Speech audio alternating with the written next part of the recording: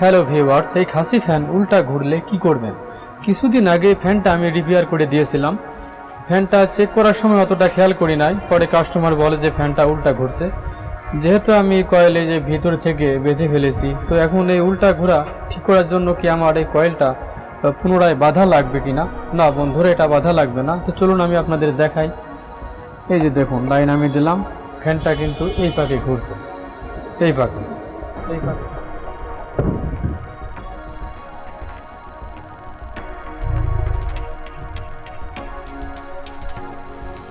এই পাকে ঘুরছে, উল্টা পাকে ঘোরার দরকার এই পাকে, কিন্তু ঘুরছে এই পাকে। তো এখন আমরা যা করব, এই কয়েল সব খুলে ফেলবো।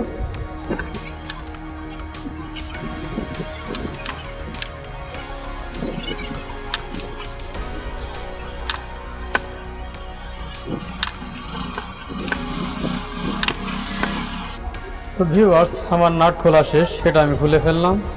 এই এখন আমরা যা করব, এই যে কয়েলটা বাঁধাই করা বাদে অনেক সময় আমাদের মিস্টেক হয়ে যায়, মানে ভিতরের কয়েলে ক্যাপাসিটরের কানেকশন থেকে এই এসির লাইনের একটা তার লাগাতে হয়, হয়তো মিস্টেক হয়েছে, যার কারণে ফ্যানটা উল্টা ঘুরছে। তো এখন আমরা যা করব, এই যে এই বাধা পিঠ, এই বাধা পিঠটা আমরা ছিল এইভাবে, এইভাবে ছিল, এখন আমরা উল্টো করে লাগাবো। এই যে এইভাবে, এইভাবে লাগাবো, এইভাবে লাগিয়ে দিলাম এবং পুনরায় আবার সেট করব। এই যে এইভাবে দিলাম।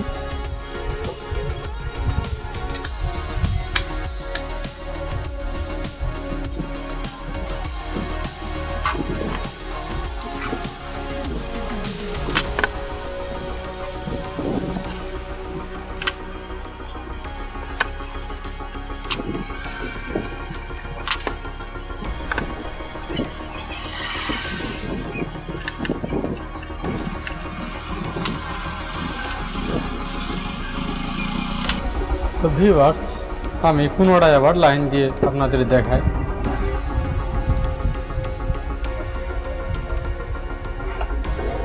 ভিউয়ার্স দেখতে পাচ্ছেন, এখন এই পাকে ঘুরছে, এই পাকে,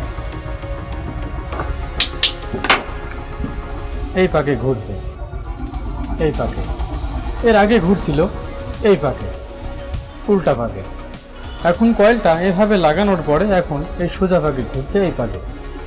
ভিউয়ার্স দেখতে পাচ্ছেন। এই তো ভিউয়ার্স, ভিডিওটি ভালো লাগলে অবশ্যই একটি লাইক দিবেন।